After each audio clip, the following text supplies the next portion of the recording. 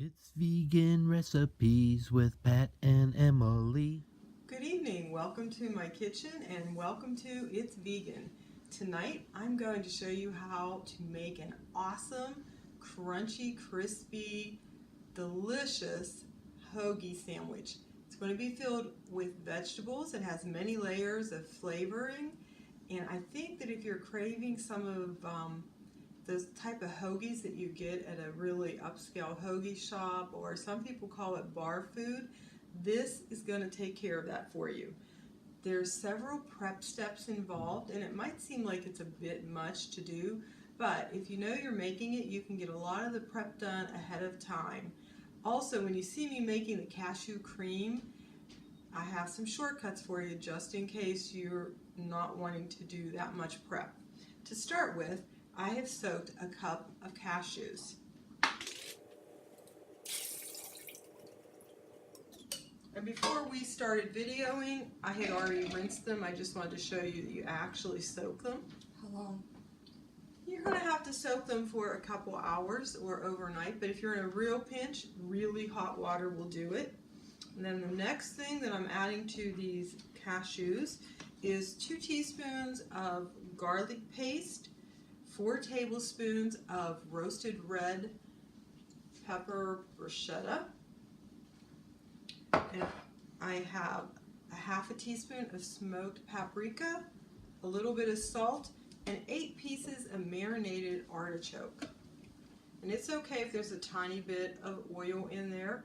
Normally, if you are making a cashew cream, you're going to be adding a lot of oil. And I'm avoiding oil, so I'm just using a little bit that's on there. Okay, I have processed that, and it is not extremely smooth. If you really wanted extremely smooth, fluffy cashew cream, you would want to use a high-speed blender. But for this sandwich, this rustic texture will be great. I'm going to give this a little taste right now.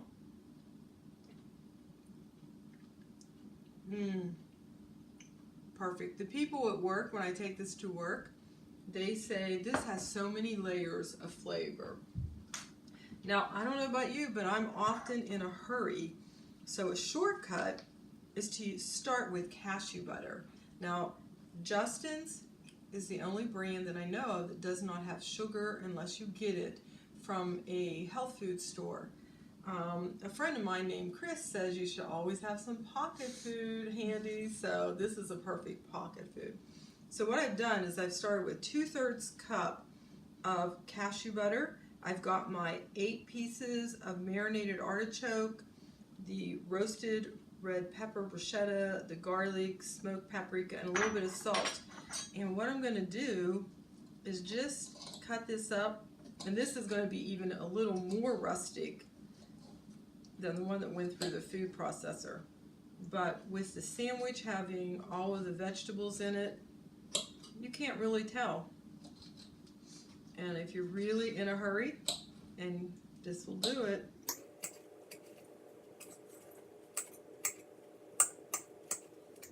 this is going to have the same flavor as the one that you blend up in a food processor,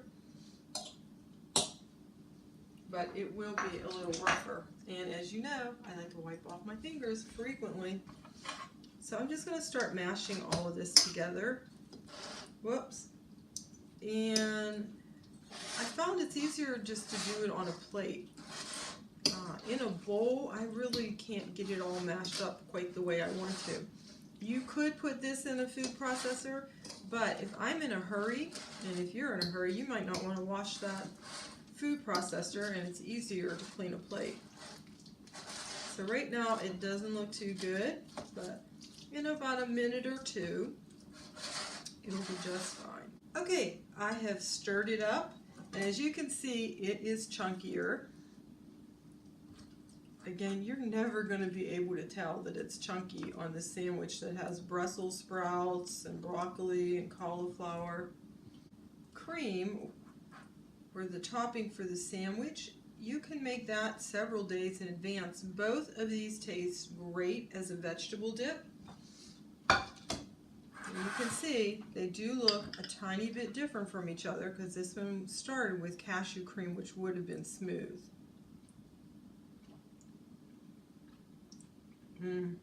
It's very good. It has a little different taste than this one, but it's still very delicious. Now, if you're really, really in a hurry, you can always use the hummus as a sandwich spread on this. I found that the chipotle hummus tastes really good. It's also great if somebody has a cashew or a nut allergy, you're going to want to use the hummus for this. And you could just get traditional hummus. Okay, we're back at the stove, and I have put my mushrooms on my griddle. And I like to do them this way because it slightly dries them out. That might not make sense to you, but it intensifies the flavor for them. And for this particular sandwich, we're using them as a topping. So I wanted you to see how I cook them. And again, you can actually do this the day before. What we're doing right now is getting everything prepped. I have my oven preheated to 350 right now. And I did just salt and pepper these lightly. I want some of that salt on there to bring out the liquid in these mushrooms because I want them a little bit dry. I'm using this turner my daughter made me. It's actually a flattened spoon. My grandfather used to do those, and he would take an actual spoon and hammer it till it was flat, and he would make the end of it really fine and sharp. And when I told my daughter Emily about those, she actually made me one. It was a great gift because I didn't have any that were passed down from the family. So here we go. We're just going to get them going. See the liquids coming out? And you can actually walk away from this for 2 or 3 minutes and come back to them if you need to. Look at that one. Exactly how I would like them all to be. Not likely that's going to happen though, but that's how I would like them to be. And I'll tell you what, if I had my grandson with me, he would be grabbing a fork and getting ready to take these right off the griddle. The amount of mushrooms that I have here is about 2 packages, 2 small packages. I may not use all of them on the sandwich, and we may cut the video short so that it doesn't take so long to watch all the mushrooms. Okay, these mushrooms down here are really looking about how I want. Okay, we're going to turn the video off, but we do want them all to look like that. So when you're cooking them, just stay with it a few more minutes. Okay, these are done. I've turned off the heat. I'm going to just let them sit here and see if I can keep them warm till we serve them, but you can use them cold as well. What I have here is a loaf of French bread. I got this at Walmart for $1, and it is a delicious bread. However, you could use a loaf of whole wheat if you can find it. I haven't always been able to find a whole wheat loaf. And you want to slice it as if you were slicing a bun, but you don't want to go all the way through. If it breaks apart, it's still okay. It's no big deal. And then I'm going to demonstrate how to make an individual serve sandwich as well. What we're doing now is we're going to hollow out the bread, and we're making a cavity to hold the vegetables. Now I have found I don't like to eat messy, and I have found that sometimes sandwiches that have too much filling, they just fall out all over the place. In the day when I would eat something like a ham barbecue or a sloppy joe sandwich, it would just fall out all over the place. If you're hollowing this out, it's making a place for the filling, and you're not getting to eat so much bread. Now I'm not going to let this bread go to waste, so don't you worry about that. And again, if you have people in the kitchen while you're doing this, they're going to eat that bread because they like it.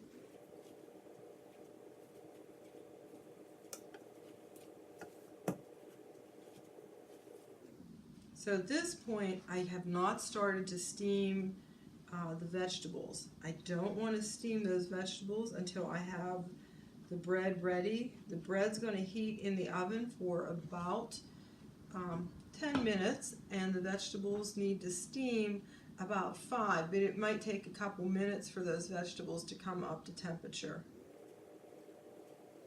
The bread smells so good. So I'm just going to show you what I usually do with this bread. I would normally take this and put it in my food processor while it's still soft. And if you have bread at home that's getting old, if it's not crunchy yet, it's easier to crumble it up while it's still soft. This is what it will look like. And it still will have maybe a couple big pieces in it. And then I toast it in my oven. I usually just keep it around. When my oven's cooling down, I'll stick it in, and really very quickly it ends up drying out enough. And if you can see here, I put Italian seasoning on it, and I hope you can hear right now I'm turning it into nice fine breadcrumbs. You could always use some garlic powder, onion powder, whatever you would like, or you can just keep them plain. But really, in a matter of moments, you're going to have some nice fine breadcrumbs. I've had a hard time finding vegan breadcrumbs. Well, this is how you get the vegan breadcrumbs. You start with vegan bread. I don't eat a whole lot of bread, but on special occasions I do, and sometimes I need some breadcrumbs for on top of a casserole. So you can see, look how nice. And if I kept at it another minute or two, it would be all perfectly fine, and you didn't have to put it back in the food processor. Okay, next up, on to the bread. Let's get these things out of the way. I use spicy mustard, and you could use like a stone ground, a dark brown. I would not use yellow mustard. I don't think that it's going to give you the flavor that we're looking for.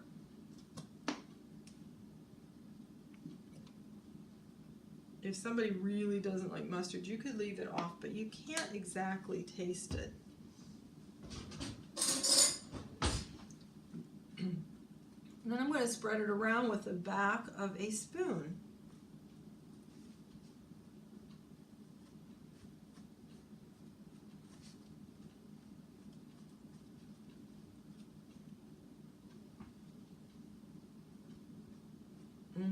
That mustard smells so good already.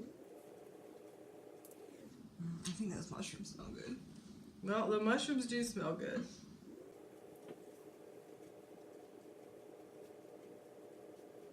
Okay, there you go. Now, if you've noticed in other videos, I've talked about trying to have less waste in my kitchen. So I'm going to close this up. And what I'm using to do for this particular one is I am using something called a flour sack, and I buy them at Walmart. And I find I can heat bread in them in the oven. They're just good for a number of things. And I'm spraying it with water on the edge just to help keep the bread itself moist, to help keep the flour sack from getting too hot. And if you'll notice, it's going to brown. So I will caution you, if you do it this way, your fabric is going to brown. Now you could use foil, you could use parchment paper, you could probably just stick it right in your oven. But I want to make sure my bread stays moist on the inside and crunchy on the outside. Now here, I'm using a piece of muslin. It's 100% cotton, and so is that flour sack. So I'll just wrap it up. Again, I'm going to caution you, see it does brown. Watch that you don't catch your house on fire. So now it's just going to go in the oven, and at this time I'm going to steam my vegetables, and we will be going to prep the vegetables. As you can see, I have them pretty much done. I wanted to give you a little tip though. We soak all of our vegetables and fruit in white vinegar and water, probably about a half a cup of white vinegar to a gallon or so of water. And we soak them probably for about a half an hour, and then we rinse them off. It's a really inexpensive way to clean your vegetables. So I've already prepped everything here because I wanted to move along pretty quickly. But for the Brussels sprouts, I cut the tip off and then I cut them in half. And there's 2 cups of each of these vegetables. I've got 2 cups of cauliflower, and you really do not have to make little cauliflowerettes. Just make it small and bite-sized. I like things to be bite-sized because when you are serving that to your guests or even for yourself, when you take a bite, you just don't want half of it staying in your mouth and half of it falling out of your mouth. And here's 2 cups of broccoli. And I really don't vary the vegetables for this. I like this mix of them. And I also wanted to show you, sometimes people throw out the stalk on broccoli, and I peel mine. So as you can see, I'll cut off the bottom, I'll peel it back, and that takes off the really tough part to eat. And then if you just slice it, you can use it in that sandwich. Stretch your food budget. Yeah, there you go. Thanks, Em, for chiming in there. Now, if you do not have a steaming basket, no worries. You can just put your vegetables in a pot and put just maybe a half an inch of water in them. This particular basket does have little legs, and when you're steaming, you're trying to keep the vegetables out of the water so that the flavor does not boil away. So I can't tell you how much water you'll need for your pot. You'll have to look, but you want to try to keep the vegetables out of the water. We will end up bringing this up to a steam. When it starts steaming, then you turn down the heat and let it steam for 5 minutes. Now, I want to show you, since you're prepping vegetables right now, this is chopped red peppers for a little bit later. And when we do our onions, sometimes we do them in a little food processor. I have a little hand one where you pull the lever and it chops them up. I saw that from Chef AJ, by the way. And we chop up onions for a while, put a paper towel on top, store them in a jar and upside down, and that helps keep them fresh a little bit longer. We'll be back in a minute. While the bread is crispening up in the oven and the vegetables are steaming, I wanted to come and tell you, when I serve this sandwich, I'm going to serve it with tomato soup. So I looked at some of the options on the market. I like tomato soup that Campbell makes. It has a good flavor. I also like tomato basil, but what I found in these 2 products is that they both have sugar and they both have wheat in them. I would like to avoid sugar if I can, so I was looking for an alternative to tomato soup, and what I came up with was I looked at Campbell's tomato juice. I'm using a national product that you could get anywhere, but there are store brands that you could buy. But if you look, that's about the consistency that either of these soups are. Same with V8, so if you like the flavor of the added vegetables, V8's good. When I read the ingredient list on these 2, they do not have any sugar added to them. So that made it a plus. There's no wheat in them, and that made it a plus. But what you will find when you're reading these, you will find that they either have vitamin C or ascorbic acid put in them. That is to keep them as a safe product. When you do home canning, and I do make my own tomato juice, it tells you in canning books that to keep it safe, you have to acidify the tomatoes by adding lemon juice, or you can even buy ascorbic acid. So you can go to simplycanning.com, and the woman who prepared that has a great article talking about how you need the lemon juice or the ascorbic acid to keep it safe. Sounds like the bread's ready to go. So I'm going to use one of these as my tomato soup. I'll heat it up and make it nice and steamy. Everything's come together. The vegetables have been steamed. They're done. The bread is crispy. We have all of the sandwich spread and the vegetables that we're going to top it with ready. I have a bowl here with one of those flour sacks. I want to dry off the vegetables, so I'm going to drain off as much liquid as I can. And if you didn't have a steamer, just strain them. And then I do put them in this cloth so that I can get all of the extra moisture off. So I'm actually patting it. And they're well cooked. I'm going to work with our big sandwich first. And as you can see, the fabric did brown a little bit, but listen to that. Nice and crispy. So we open it up. We've got our mustard there.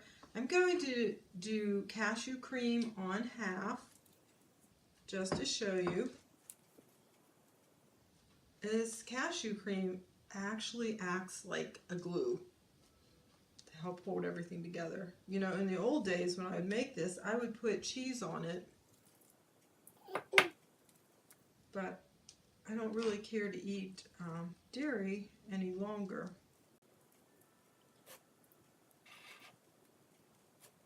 Okay. Now, these might be too hot to handle. I'm just pressing them in. You know, they are a bit hot to handle. You want to spread them out so you don't have a whole bite of all carrot. You're pushing them down.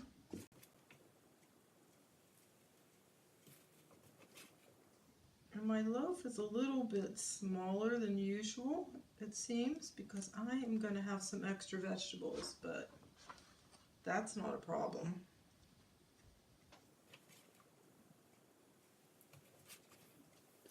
Try to get them all the way to the edge. Okay. Now I'm going to put some cashew. Well, this one is the cashew cream that was made from cashew butter. And I won't be using all that's in these bowls because I actually have 2 recipes worth. But if you didn't make both versions, you would be using all of it. And a small package of hummus will take care of all of it as well.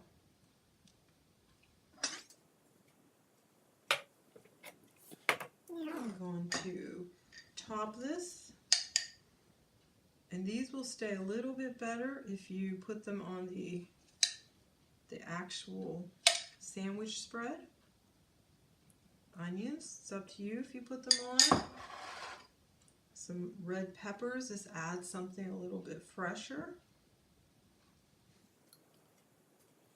And then there's those mushrooms that we made.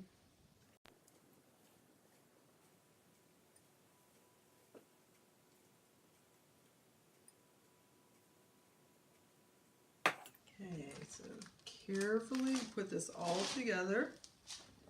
And then it's a messy sandwich. You're going to probably have to serve it with a fork. I'm going to just press it down, and we'll be ready to serve that in a minute.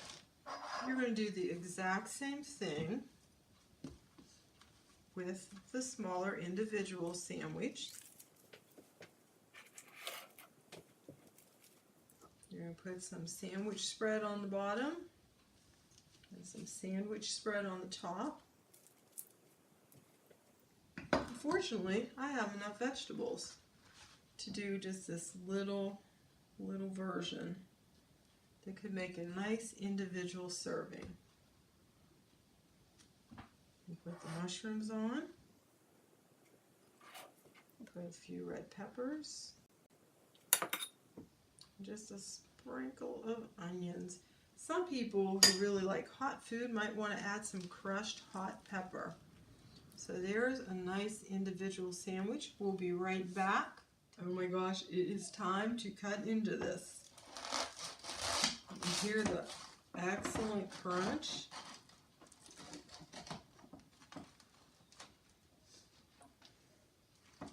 Look how pretty on your plate. Do you want me to try it for you? Yeah. Okay. Oh my goodness, I can't wait. I love the crunch. Sorry if this is messy.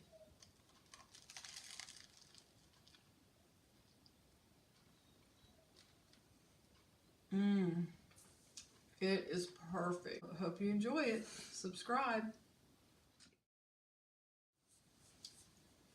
I'm sorry. And the